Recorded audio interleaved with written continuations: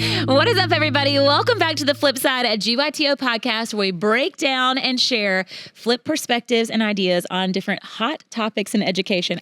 I think I just messed that whole thing up again because once again, the Flip Side is on site here at Spring Mill. So we're not on the Flip Side couch in Anderson, South Carolina. We're on the Flip Side couch here in Spring Mill in the state of Indiana. In real life. And in real life. And we are so excited to be joined by two amazing administrators here at Spring Mill and drum roll, the teacher of the year, everybody. Yeah. So we are so excited to chat with you guys today. And we have I'm excited about this episode because it's called My Principal is Always in My Classroom. Which so many people, I think it's a big thing in education right now. Are administrators in classrooms? Are they ever in classrooms? Are they in classrooms too much? Are they not in classrooms enough?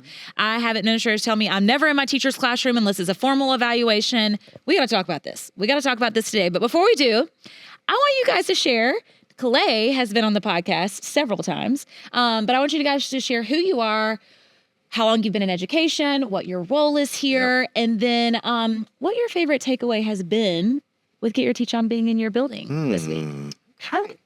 Well, I'm Calais Merritt, and I am the principal here at Spring Mill, the very proud principal of the Bulldogs. And this is my 26th... And she just curled her hair for you. I just She also did that. had a teacher. She walked in, I said, who is this, Miss America? I know, because I wanted to look good for y'all, because it's important what we're going to talk about. But I've been in education for 26 years, and I have been the principal here at this building for 5 years, but I have now 10 years as an administrator. Let's just say that, as an administrator total. So that's it. That's Calais. So my name's Madeline Urbanski. I have been teaching now. This is the start of my 6th year. And I've only ever taught 2nd grade here at Spring Mill. Yes. And I would say like my favorite, biggest takeaway of Get Your Teach On is that it has just lit the perfect fire in me. And I've seen it carry through the whole building so much. And it's just so like, it just puts a huge smile. I usually have a smile on my face, but it's so great. I just love every single thing about it. And did we mention she's teacher of the year? Because she's teacher of the year. So I think that's important to say again. That's important to say again. Yeah. It's probably why she followed the rules, of saying what her favorite takeaway of Get Your Teach On I did. Should I say it now? Yeah, go ahead, share. Go ahead, Sure, share. why not? What I love about Get Your Teach On is so many things, but I can try to get it down to one thing. Most of all, it's having other people who have the same mission and vision for the things that you're very passionate about. And it's like having extra family members and extra partners and hands on the work. There's a quote that says, many hands make light work. And it's true. When you have other people that are here with you in the trenches, seeing the day-to-day, it's authentic, it's real, you feel like the work is doable. And we have grown so much as a school building, as administrators, as teachers, just because we have these people here. They're our cheerleaders. Like, they're pumping us up and telling us what we need to improve, but also affirming what we're already doing well. And that's just the greatest support system. And who wouldn't want that? Also, you guys are just phenomenal. So You are doing a lot of things There's well. also that, yes. I'm Luann Keeling. I'm the assistant principal at Spring Mill. And I think I've been in education about 25 years now. I taught everything from 1st through 5th. I was a math coach. That's how we met. She was a reading coach. I was a math coach. And that formed our first partnership. I was an assistant principal in another town, and she called me mid-year and said, would you like to come to Spring Mill and be my assistant principal? And I turned in my resignation mid-year on the spot and came down here, and it's been amazing ever since. And I think the best thing I love is to see, because this job is so hard, and we have very hardworking teachers, very dedicated, and they try to do all the things. And what I've loved about GYTO this year, and this week especially, is we're working on strategies they can put in place without a lot of extra work. It's just, it's a tool that they can have, whether it's reading, writing, math. It doesn't matter what they're doing. It's not a kit. It's not a program. It is good, solid instruction that they can use across the board and they can easily implement. And I feel like it's going to make our teachers happier, and it's going to make our students learn so much better. And that's exciting to me. Amazing. Well, we're so excited to dive into this topic about my principal is always in my classroom. Speaking of the work, and I'll just go ahead and put my stance on it, from the get-go, because usually we let other people share. But I've been in many, many schools, hundreds of schools across the nation. And one thing I know, if the principals aren't in the classroom, that school's not growing. That's one thing that I can prove from campuses. I can prove scenarios. I can prove by test results. I can prove by staff retention. If the principals, the administration, the coaches aren't in the classrooms, you're not going to see growth. But let's talk about this, because this is a hot topic in education. People have all the feels about all the things. And we know how you guys operate here at Spring Mill, so we're going to kind of talk about that a little bit. But I also want to make sure we share the flip side of, what the other side looks like, where principals aren't in the classroom, or principals are too scared to go. I don't just mean principals, we'll say administration. Administration's too scared to go in the classroom. But what does the observations look like here at Spring Mill? And I want you guys to share kind of from all your perspectives, you guys from the administrator, you from the teacher. How are observations used here on Spring Mill campus? Are principals, are administrators ever in the classrooms? We spend a lot of time in the classrooms, and I think Madeline can really speak to it from the teacher perspective. But I think really for Luann and myself, we were instructional coaches.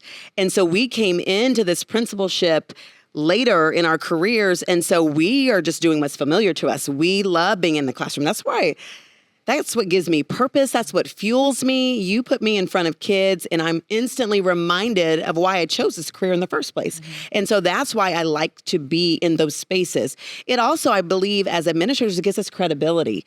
We're not just the people in the office making all the rules and telling you what you can and cannot do. Like, we're there. And I've been able to pick up on so many things by being in this space. Somehow, sometimes regarding lessons that don't always go as planned when people are using the curriculum like they're asked to do. And that's been great feedback. I've been able to see behaviors up close and personal. And then it reminds me, like, no, this is a real thing. This is not someone's lack of classroom management. No, this is really a problem. And so I think for us, it just really has given us a greater perspective of what teachers are dealing with day to day. And I think it keeps what they're dealing with relevant, and also keeps us more credible because we're there. And I just don't know any other way you would want to do it. Mm-hmm. If I'm in a space that I'm leading, I want to be in the space. And for me, that means being in the classroom. Yeah. But that's where the action happens. And I think we do it different ways. Sometimes it's just organic. We start our days and I'll walk through a section, she'll walk through a section, and it's just natural. We'll go into classrooms. Other times it's intentional. And it will be, we'll meet with our coaches and it'll be like, okay, let's go look for, and we'll go out to a grade level and we'll do specific look fors to see if we're looking for maybe engagement or whatever. And then we'll circle through different classrooms, come back. What do we see? What do we not see? And then that helps guide us as leaders. Mm-hmm. What do we need to put in place and what do we need to do?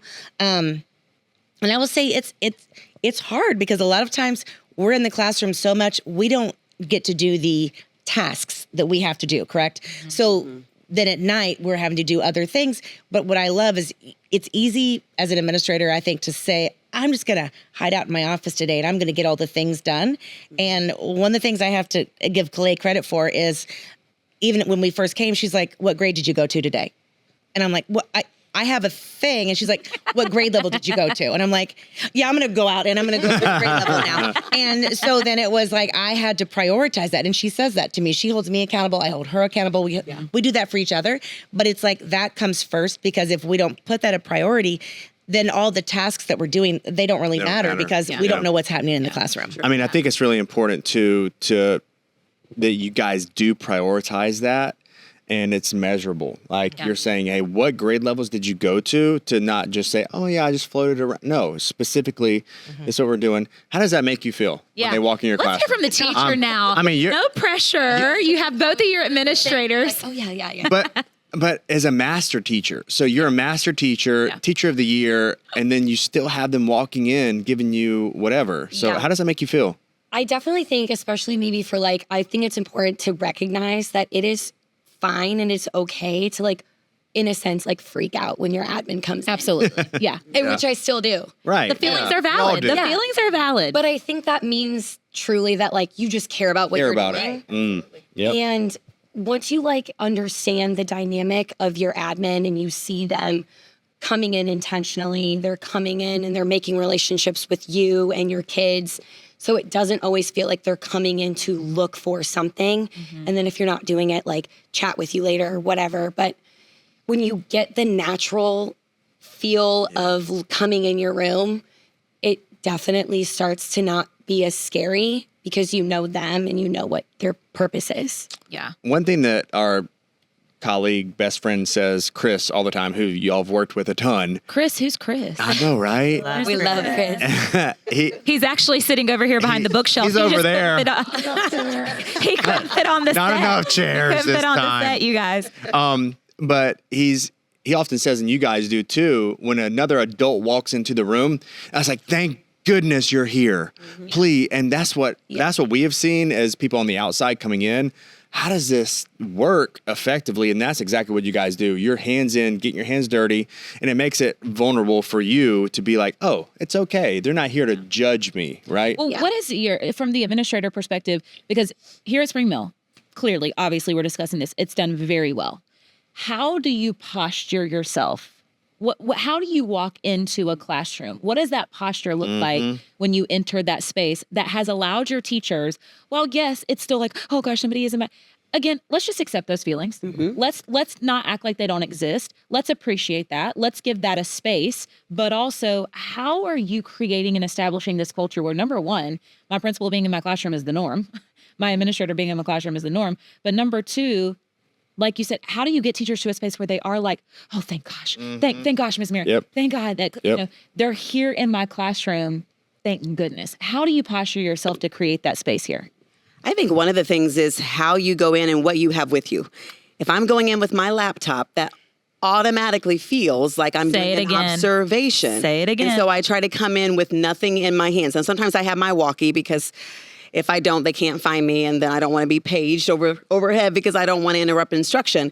But I try to just come in with nothing in my hands, because if you don't have anything in your hands, it doesn't seem like you have an ulterior motive or an agenda. The other thing I try to do automatically is I get wherever the kids are. If kids are in their seats, I go get close to a kid. If they're on the carpet, I don't care what I have on, heels, pantsuit, dress, skirt, whatever, I get on the floor with the kids and sit there so that they see me as a partner. I'm not here to, and I'm not even here to evaluate you. I'm here just to support. And I remember times teachers would say, I really can't. I can't have you in here. I'm not comfortable with you in here. And I'd say, it's okay. The students are. And then I would just stay because the students were.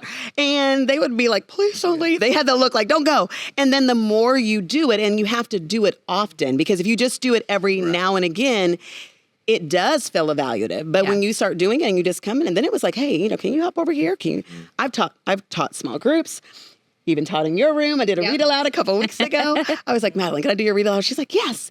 And it provided that entry point. But again, when you come in with nothing in your hands, and sometimes you might have just come from an observation. So I don't want to say you can never have anything in your hands, but then I put those things aside, and then I position myself on the carpet or wherever the kids are.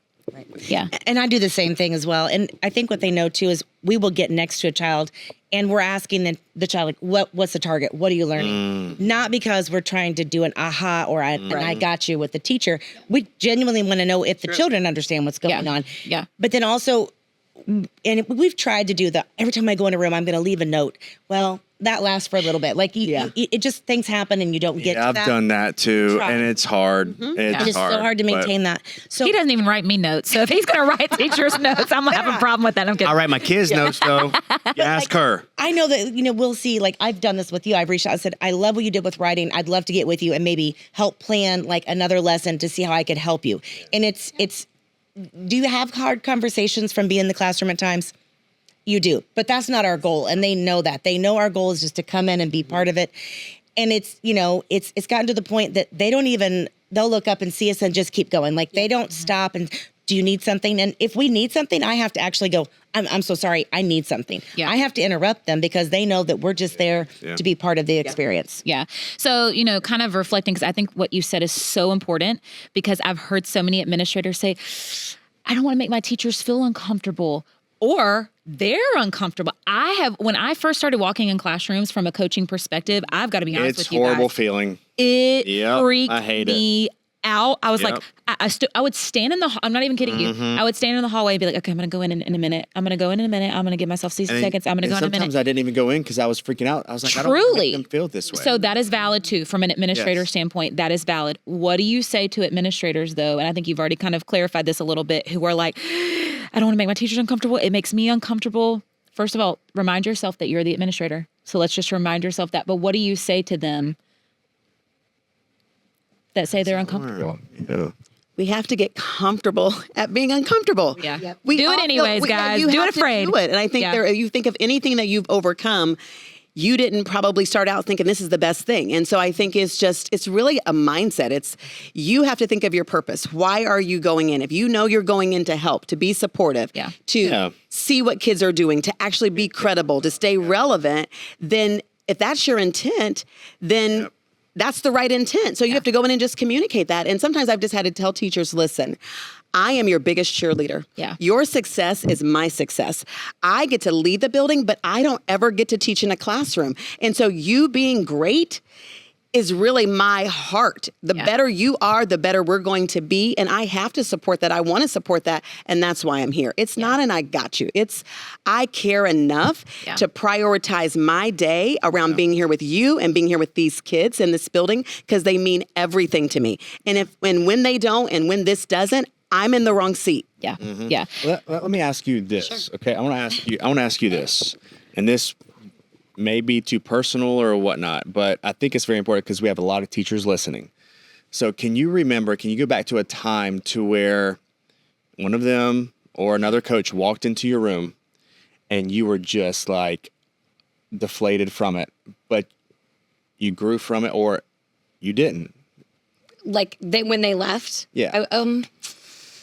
I mean, Because that does happen. Like, oh yeah, it definitely happens. we don't want to hear feedback that where, oh my gosh, like at the very beginning too, it's very different. So just being as authentic as possible. I would say for me, and I'm still working on this, it is very difficult to take criticism in this job. Yeah, I think that's is for them and for very us. difficult. As teachers, we want to be perfect. No matter what awards you've gotten or who's seen you do what, it still crushes you because does. you're working so hard. Yes. Yeah. Whether we're all doing the exact same math lessons, we're all doing the same. I say math because math. She's a math lover. She loves She's the a math lover. It's great though. Love it. We just do everything the same, and so we are put to such high standards by the both of them all the time, as your admin should. So it's so difficult to take criticism. But like what you said, the mindset is everything, and I'm still working on this. You will. It is very difficult to shift from, oh my gosh, I'm not doing enough, to like, I just need to tweak it. This is going to help me grow. This is going to help me be a better version of what I just tried to do. And then accepting that will just release so much from you. Yeah. But it's so easy to say that, but like, I'm not there yet. I mean, I just want to do Me what I'm either. supposed- I want Me either. to do everything well. Every will be. Yeah. So they definitely make me feel like it's not make or break. We're all here to do the same thing of get better. And they're very supportive. And when you get to that level of comfortableness with them, the weight gets lifted. As a teacher of the year, obviously you're up here with your colleagues. Oh, top 25 in the state. We just heard from a bird behind the bookshelf. His name, the bird's name might rhyme with Miss. So Chris, you have colleagues, right, who may struggle with it a little bit more than you do. Obviously, you recognize you still struggle with it. How do you support those people in that? Because I know we know schools talk, we know teachers talk. Yeah, Like, oh my for the goodness. colleagues who are like, why do our principals always have to be in our room? Why do What do you, what- and you yeah. don't say any names, but we're not calling we anybody know. out here? I mean, we're human. So how do you support them when you're dealing with that? What does that look like? I think for me, like what I always kind of try and think of, like, what would I want to hear from someone if I was like maybe not having a good day, or I don't know, maybe that didn't go well. What could I do that if I didn't want to go straight to my admin and in a sense, like admit that just like tanked? I just try and like see them from my perspective of like maybe first or second year. What would I want to hear? How would I want to hear it? and I don't know, just try and be more of like a friend and not necessarily like, this is what you did wrong. This is what you need to do better. Yeah. They've already Not had trying that to fix it. critique. You're not Yeah. trying to Yeah. fix it. Yeah. You're not trying to fix it. You're just there to listen, to support All them. been there. I've been there before. Yeah, we've Yeah. all been there. That validation. It is what it is. You validate somebody, and all of a sudden the whole conversation changes Yes. just by letting them know. Madeline, I was going to ask you guys and be like, why do you think teachers hate observations so much? But that's not even a reasonable question, because there's many reasons. Because unfortunately, there are so many who aren't in an environment who do have admin who have the best intentions. Observations are intentional. You guys walk into the classroom and you just hop right on the carpet. It's not even like you said, you're not carrying things in there. You're part of the classroom. You're part of the teaching environment. And so there's more scenarios than we could ever talk about, whether it be toxic admin, whether it be toxic environments, whether it be toxic colleagues, of all the reasons why teachers hate observations or hate people being in there. We're very triggered as educators. Yes. Because of this, there's lots of trauma there, right? Clay and Luann, then, because you have always been so fortunate to be here at Spring Mill, Yeah. what advice would you give a teacher who they are not a Madeline who's able to be at Spring Mill and be supportive and have supportive admin who have the solid intentions and who have plans? How can teachers advocate for themselves if those observations are toxic, or if they want an administrator to come into their room and give them feedback and not just tell, here was my problem. I guess I'm speaking from myself. My trauma starting. Oh boy, here we go. Okay. Here we Here's go. the therapy session. All right, here's the therapy. I went through 4 principals in 6 years. Yep. Only one of those principals came in and told me how to be better. He sure did. Oh, Dr. If you Kevin missed Black. the Dr. Black episode, Let's that was the go. after hours edition where we talked about how he made me cry for 3 He straight did, days. and I had to Okay. deal with it at home. It was the first time I'd ever been told Awesome. that wasn't great. That wasn't good. So from the teacher perspective, principals were always coming in, they would do an observation and they would say, okay, that was great. They just that move was on. great. That was great. So either they're not helpful, or they have someone coming in and it's a toxic space and they want that observation to be helpful. How can teachers advocate for, let's just say, better outcomes with observations, with people being in their classrooms? I think one thing that we found helpful is that we have a pre-observation conference, and we started that last year. We had been doing them, but we were more intentional about it. And we set up the pre-observation conference as we want to not just talk about your lesson and what the topic is and kind of check the boxes. We really want to help you build this lesson. Yeah. We want to talk about all the things, and we were able to use the 5 to Thrive thanks to our GYTO partnership. And we really started to break down like what would be the perfect scenario so that they felt like it was a partnership. We're coming in to watch it, but let's plan it together because we're both teachers at heart. And so that was one thing that we started to do that I think helped. But I think if you don't have that, I think just advocating for your needs and asking questions. I think it's oftentimes we just don't approach in the right way. And we have good intent and we have things that we're worried and concerned about, but it's really just how you approach the people who are in charge. You come to me in the right way, I'm going to tell you all the things, why we're doing this, what my feedback was meant, how it was intended, all the things. But I think oftentimes people, they just get upset. Yeah. And then there becomes avoidance. And then, sometimes teachers can be a little petty and then it's defensive. like, and defensive. And then they start ignoring you. And then you're walking past the hall and you're like, hello, Miss Urbanski. And you're like you didn't even hear someone. And it just creates this environment and we're all on the same team. And I think we just that's have right. to keep That's right. conveying that we're on the same team. I want you to be good. It's counterproductive for me, for Doesn't for help us, you. for you to not be good because Doesn't it's way help. more work for me if you're not good at your craft. And so I think helping people understand in advocation for yourself, state your needs. I think another thing we've been able to do, and you can speak more to this, we've tried to give the window in to be more vulnerable and let people get to know us as humans. Yeah. And I think that has helped. And for those people who know us as humans, they have a very different perspective and feel when we give feedback than people who don't. And you can probably speak to that better because Well, you're really good at this. we tell people from even the interview, we're a lot. And We are. we're direct. We're not direct in a hurtful way, but we're direct and we're honest. And we tell people that might not be everybody's cup of tea. But when we try to tell them our why and for them to get to know us, like the whole goal is to make you better for our kids to grow, for our school to be better. We're competitive, but we're competitive because we always say, like, our kids deserve it. They deserve the best. And so they see that we're putting in the work, and that we're going alongside them. And again, it's not a gotcha. It's not, we're going to catch you with something so that we can give you bad marks.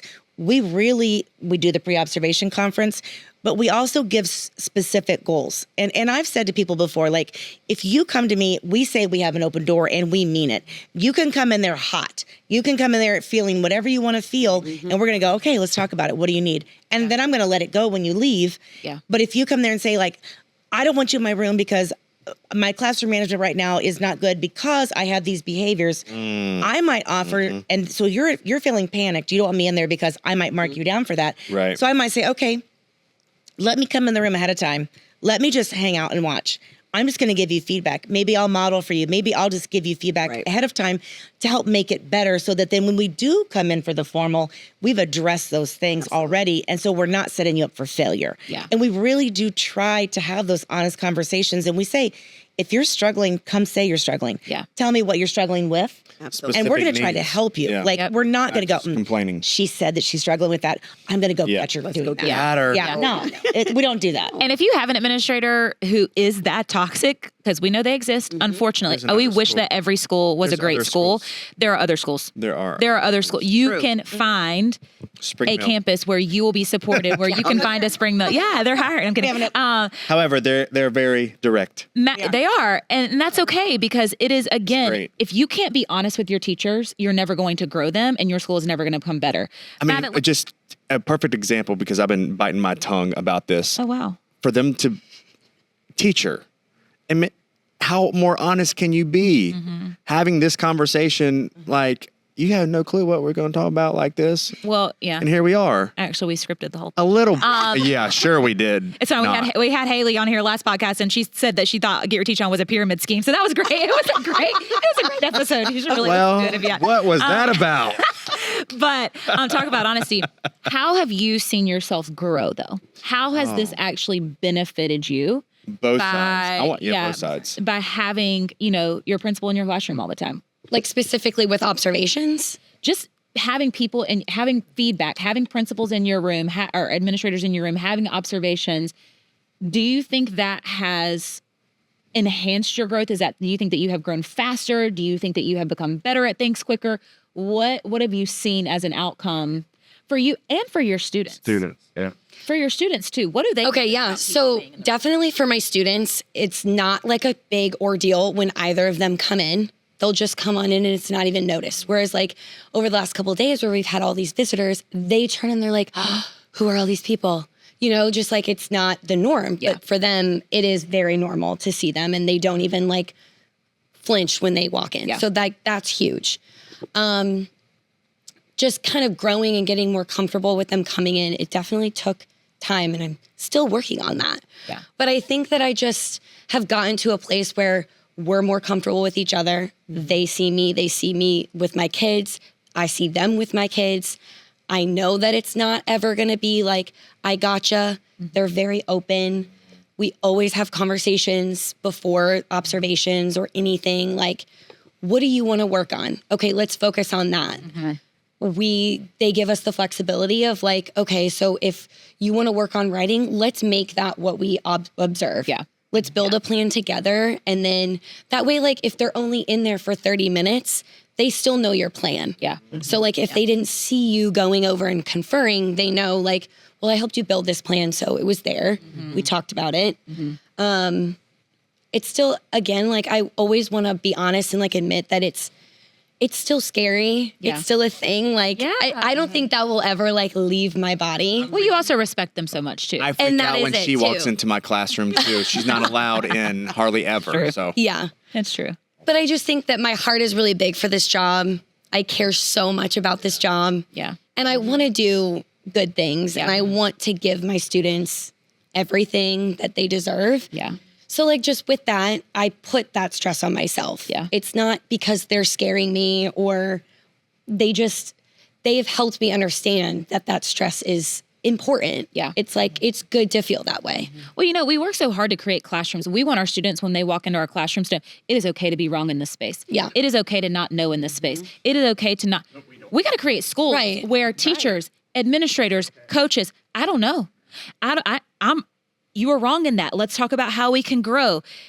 Really, we have to open up or really make the conversation about the norm becoming vulnerability. Yeah. The norm becoming, it is okay to be wrong. It is okay to not know. It is okay to not be what even is the best in education. That doesn't exist because we're constantly able to grow. We're constantly able to be better as human beings, as people, as teachers, as everything, right? And the best way we learn is from one another. Sure. We're never just going to learn from experience. Experience can give us a lot, Right. But learning from one another, I think, is important.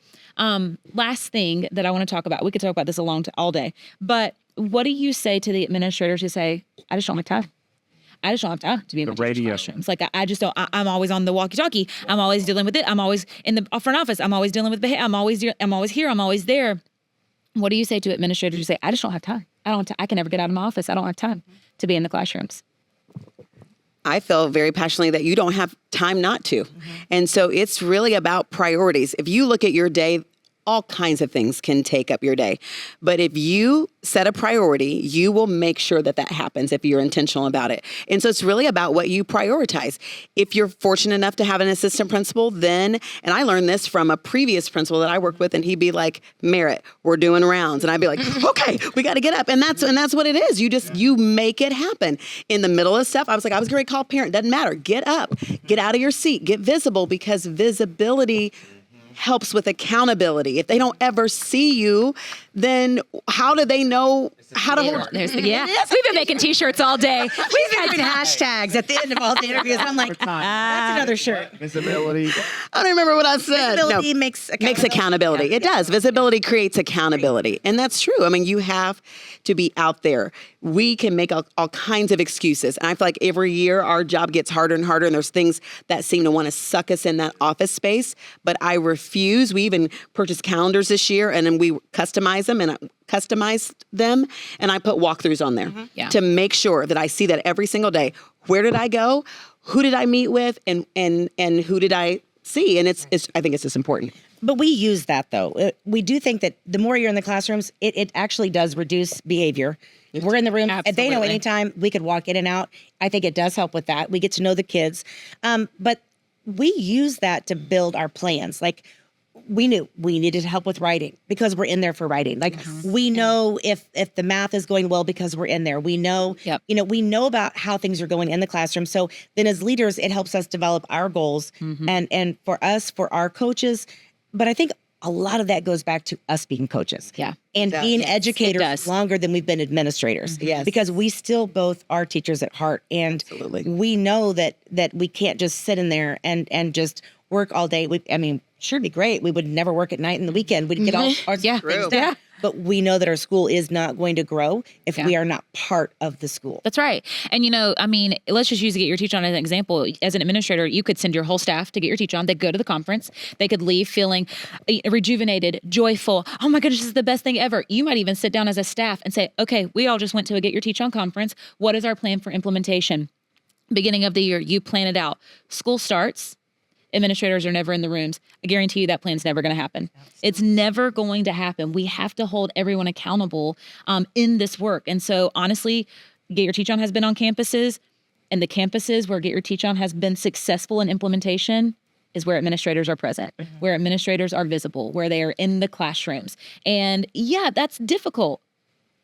If it's not difficult, it's not doing anything. If it's not difficult, you're not growing. If it's not difficult, you're not because results never come when it's easy. Results you want to say never come something, when I it's can tell. comfortable. Yeah. Yeah. Go I was just going to add that, I feel like generally in my only 5 years of experience, whenever I hear someone battling it out with admin or I can't deal with this admin, I'm going to leave this school, whatever, I'm going to go to a different school. And then I'm so happy at this other school. It's generally because their admin's leaving them alone. They're not in their room. They're not bothering them. Oh, this is good. Juicy. Let's talk about it more. After hours. Yeah, this is the after hour show. I'm kidding. So it's just kind of sometimes definitely rubs me the wrong way, especially because I'm still over here freaking out every time they come in my room and growing and learning and doing all these things with them. Challenge them. If you're over there just being like, oh, well, my admin never comes in my room. I'm so, like, this is great. I never have to do anything, whatever. Like, that's not going to help you. Do they care?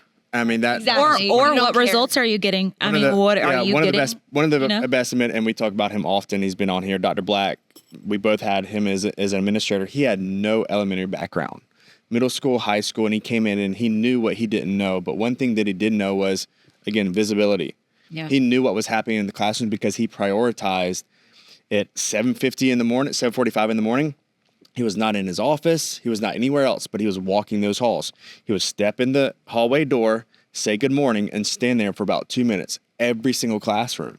And that created an environment for us to be like, oh, he's just here to chill. Yep. He's just saying good morning, even though he knew what was happening in those rooms. And then that allowed him to come, sit down like you guys, allowed us to grow, allowed Hope to cry and then get better. Well, I was going to say, my favorite administrator is Dr. Black. I mean, I'm telling My you, forever. administrators who left me alone, who seemed easy in the moment, didn't make a difference in my life. Yep.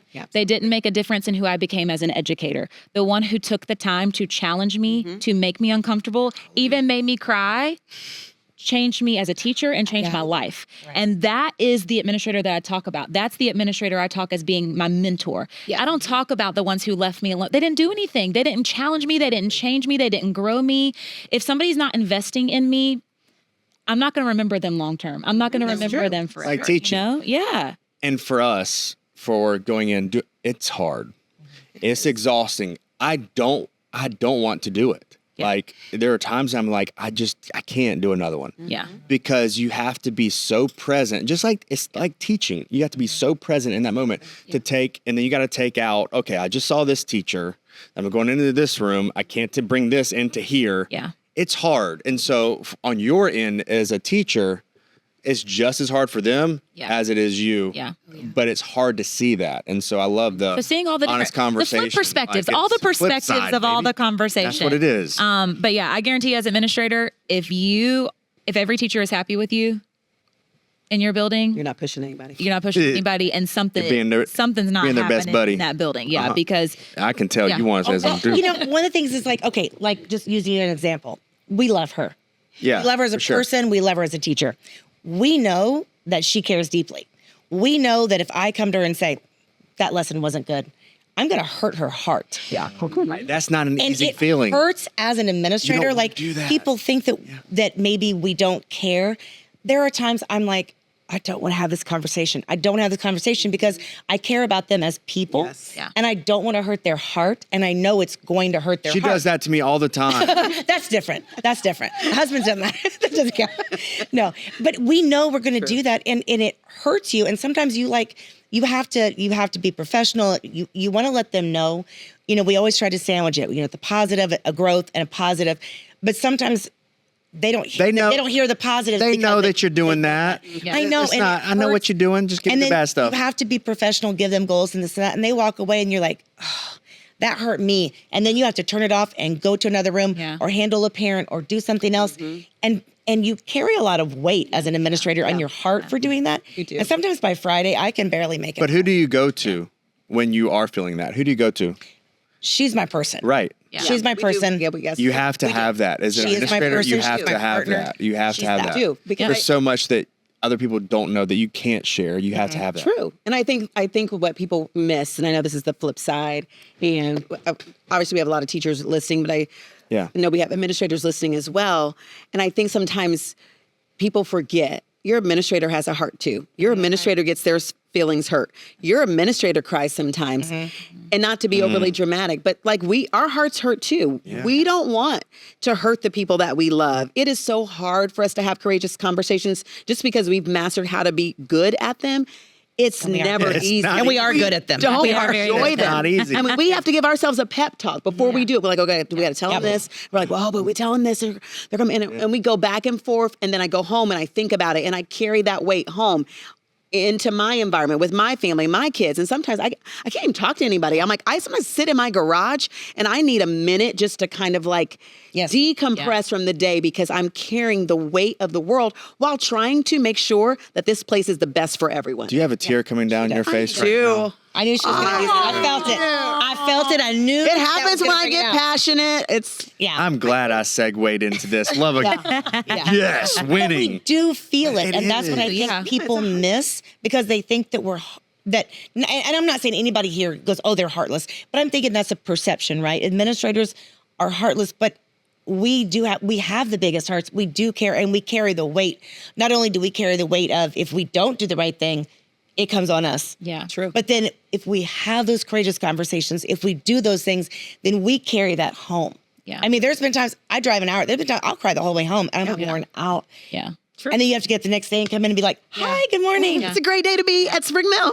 Hey, kids. Like, Sing you're the not little only Spring worried Mill song about and that'll the just set your students- heart. I mean, back. the teachers, you're worried about the kids, Yes. the parents, and everything. Oh my gosh, it's a lot. And It is. But that's what we've seen here. And I think that's important for everyone to hear that it's not easy. It's hard on both ends and being transparent, But it can being happen. honest. And it can exist. Yes. And it needs to happen. And it needs to exist in school cultures for growth to truly occur.